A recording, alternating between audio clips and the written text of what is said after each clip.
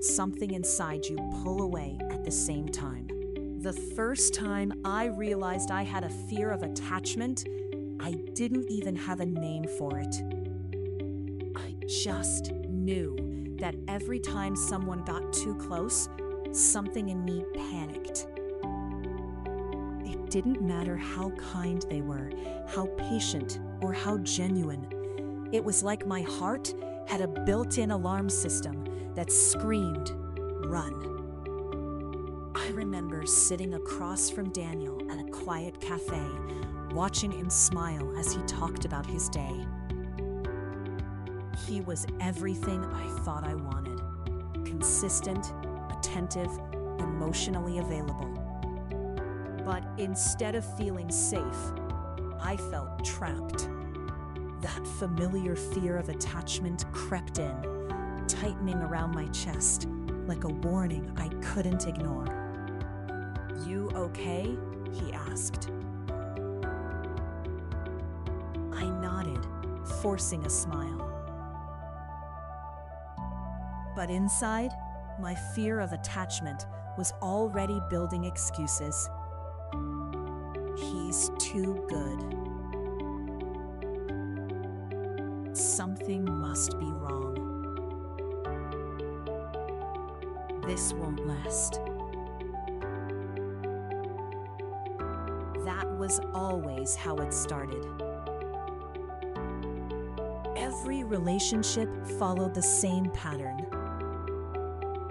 At first, I was all in, laughing, sharing, connecting deeply.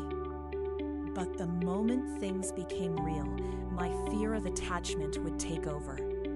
I'd withdraw, overthink, and create distance where there was once closeness. It wasn't that I didn't want love. I did.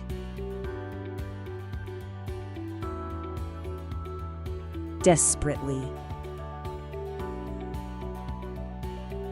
But my fear of attachment made love feel dangerous, like something that would eventually hurt me if I let it in too deeply.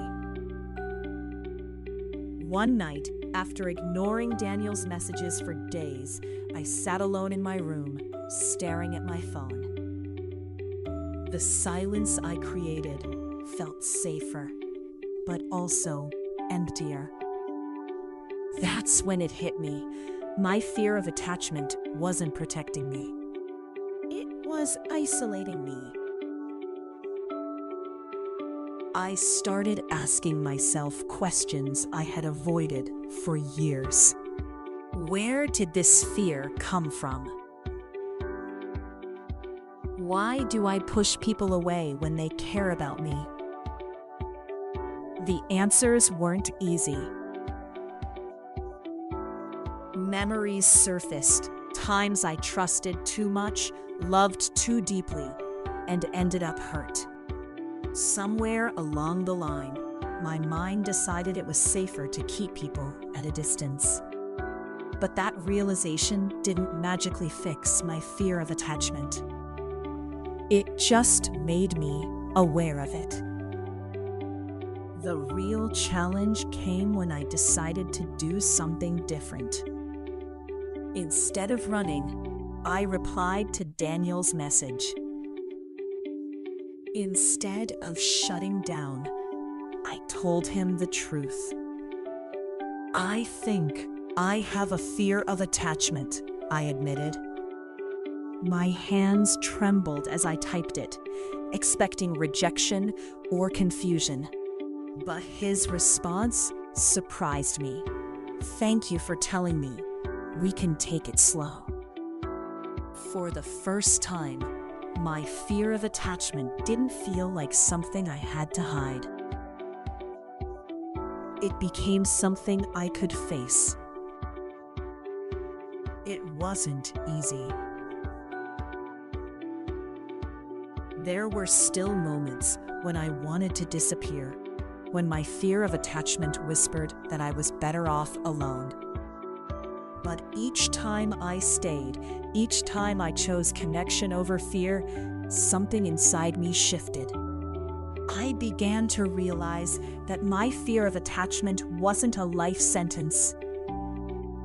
It was a pattern, one I could unlearn. And maybe that's the truth no one tells you. Healing doesn't mean the fear disappears overnight. It means you stop letting it control every decision. So, if you see yourself in this story, if your fear of attachment keeps you from the love you crave, don't ignore it, but don't let it define you either. Start small. Be honest. And most importantly, give yourself permission to stay when your instinct is to run, because that might be where your healing begins. What really lies at the center of narcissism core, and why does it shape behavior in such confusing and often painful ways? When people hear the word narcissism, they often think of arrogance, pride, or someone who believes they are better than everyone else. But the truth is far deeper. At the heart of narcissism core is not confidence, it is insecurity. It is a fragile sense of self that is constantly seeking validation, approval, and control to avoid facing an inner void. Narcissism core is built on a shaky foundation. Many individuals who develop this pattern have experienced emotional neglect, inconsistent validation, or environments where their true feelings were not accepted. Instead of developing a stable identity, they learn to create a false self, a version of themselves designed to impress, dominate, or win approval.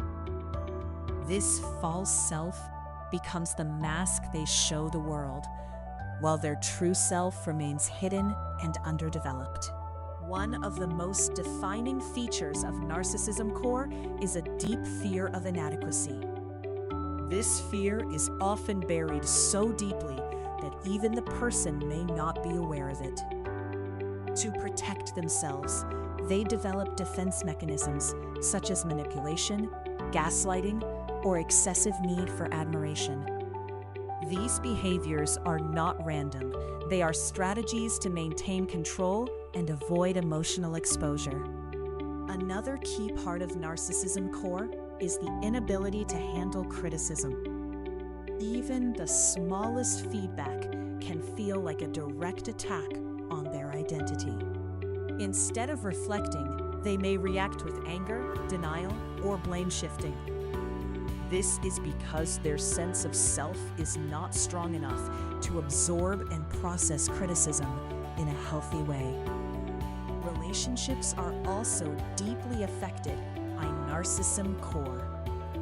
At first, a narcissistic individual may appear charming, attentive, and even idealizing.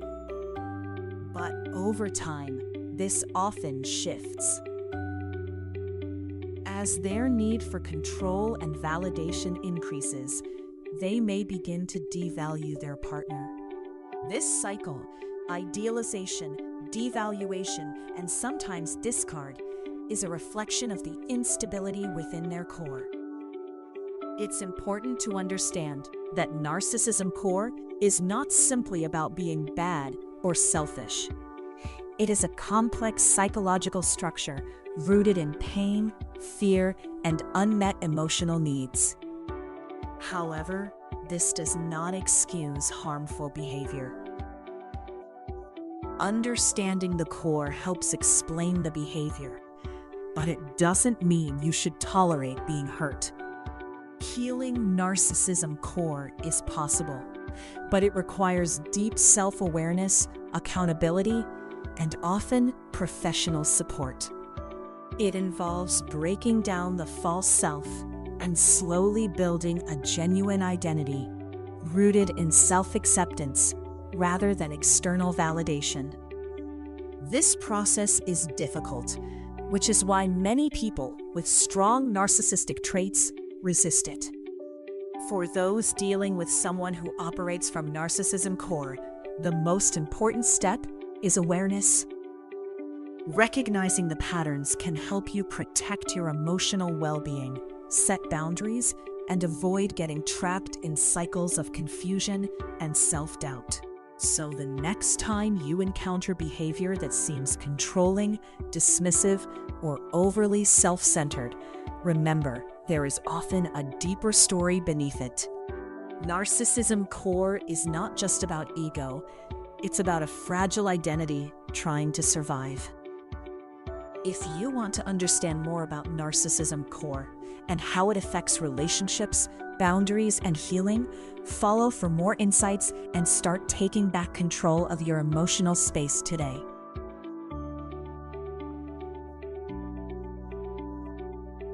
I didn't know I was trauma bonded until this happened. I didn't know I was trauma bonded. I honestly thought I was just deeply in love. I thought the pain meant the connection was real. I stayed longer than I should have, not because things were good, but because I kept hoping they would be. Every time they disappeared, I blamed myself. I replayed conversations in my head, wondering what I said wrong. I tried harder. I became quieter. I lowered my needs. And when they came back, I felt relief so strong it felt like happiness. But looking back now, it wasn't happiness. It was my nervous system finally calming down after chaos. The cycle was always the same. Love, distance, silence, anxiety, then crumbs of attention. And those crumbs felt like a reward. A text. A call.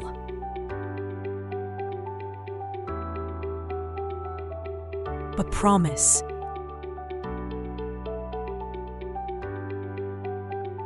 Just enough to keep me hooked. I told myself, if I can just be patient, things will change. But patience turned into self-abandonment. I wasn't choosing them anymore. I was trying to avoid the pain of losing them. The moment everything clicked was when I tried to walk away and felt physical panic. My chest got tight. My hands shook. I couldn't sleep. That's when I realized something was wrong. Love doesn't feel like withdrawal. Healthy attachment doesn't feel like fear. Peace felt boring to me. Calm felt unfamiliar. Chaos felt like home. Trauma bonding isn't about loving someone deeply. It's about your body confusing intensity with safety. Your brain becomes addicted to the highs and lows. Your self-worth becomes tied to their approval. And leaving feels terrifying, even when staying is destroying you. That's not weakness. That's conditioning. If this sounds like you, hear this clearly. You're not broken. You were taught to survive emotional inconsistency. Healing starts when you choose peace over intensity. When you stop chasing love that hurts, you are not alone in this. And you deserve a love that feels like safety, not fear. Anxious attachment makes you loyal, even to people who confuse you. Have you ever stayed loyal to someone, even when their behavior constantly left you confused and emotionally drained? I once loved someone who gave me mixed signals daily. Some days they were affectionate and deeply connected. Other days, they became distant and emotionally unavailable. Instead of stepping back, I tried harder. I convinced myself that loyalty meant staying, understanding, and proving my love no matter how confusing things became. I ignored how exhausted I felt because leaving felt like betrayal, not self-protection. Anxious attachment often creates deep loyalty because people with this pattern fear losing connection more than losing comfort. When affection feels inconsistent, it can actually strengthen emotional attachment. The brain interprets unpredictable love as something that must be earned, leading to intense commitment, even when the relationship feels unstable. Healing starts with redefining loyalty. True loyalty should include loyalty to your own emotional well-being. Staying in situations that consistently create confusion is not devotion, it is self-abandonment. One major step toward healing is recognizing relationship patterns. Pay attention to whether someone's actions match their words. Consistency is one of the strongest signs of emotional safety.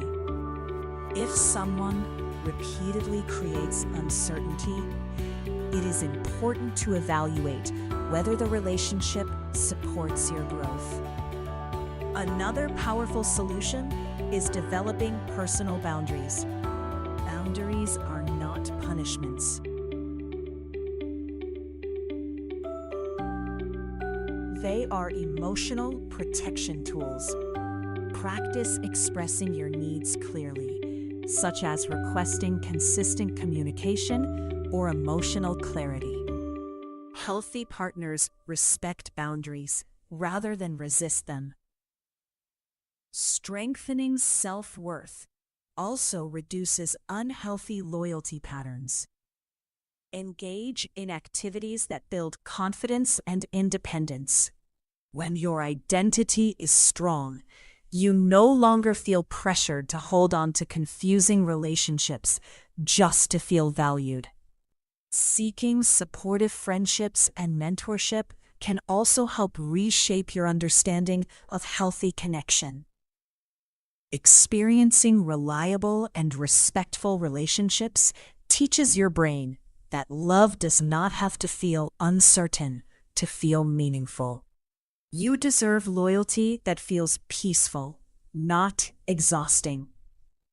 Love should bring clarity, not constant emotional guessing. If this story reflects your experience, share it with someone who needs permission to choose clarity over confusion. Follow for more attachment healing and relationship empowerment content. # Self-worth journey. Healthy relationships. # attachment healing.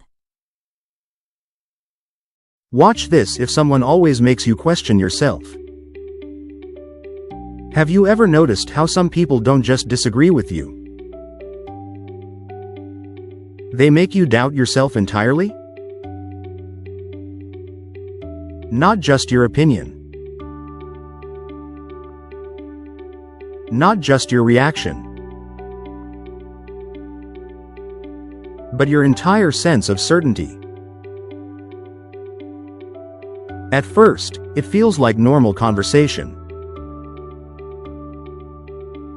You say something. They respond.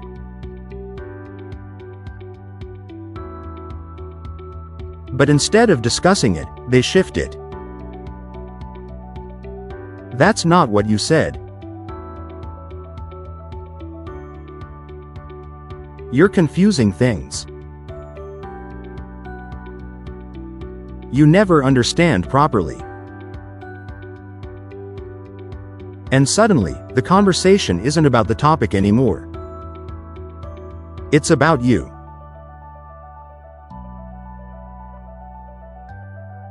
Your memory.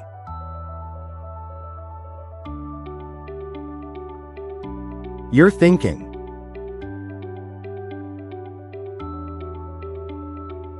Your ability to understand. And the more it happens, the more it gets to you. Because you don't want to be wrong. You don't want to misunderstand things.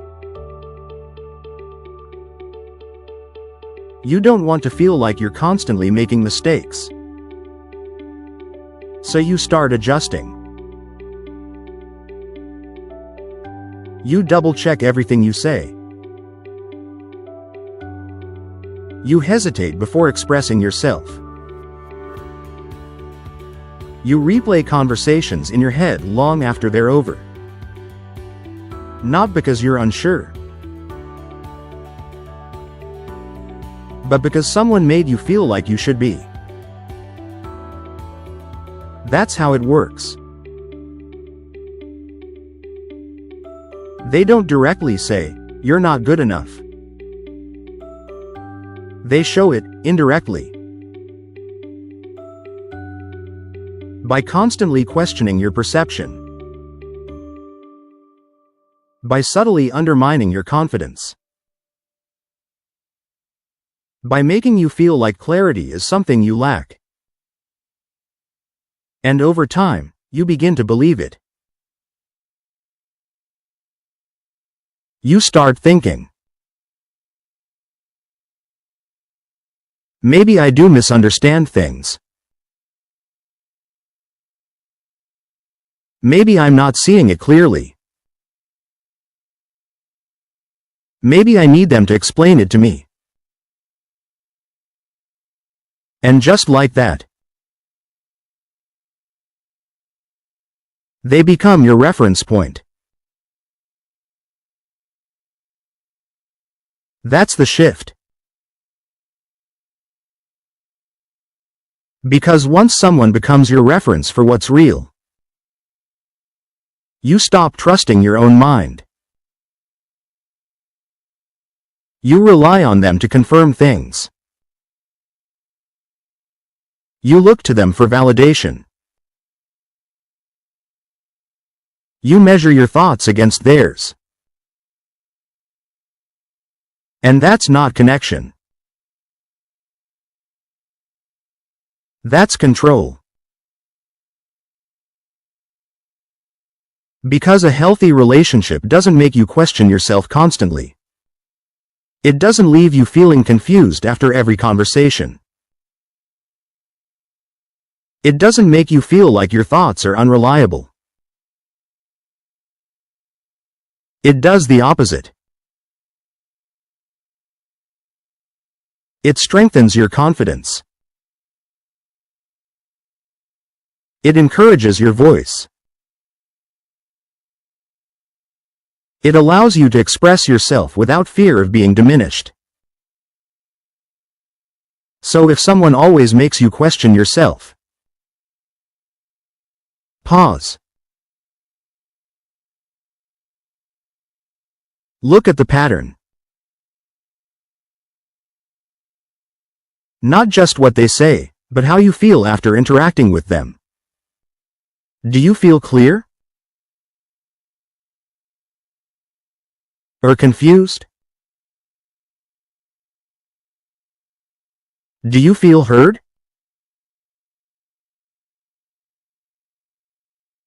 Or dismissed?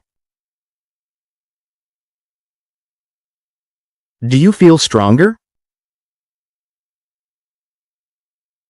Or smaller? Because your emotional response is telling you something your mind might still be trying to process.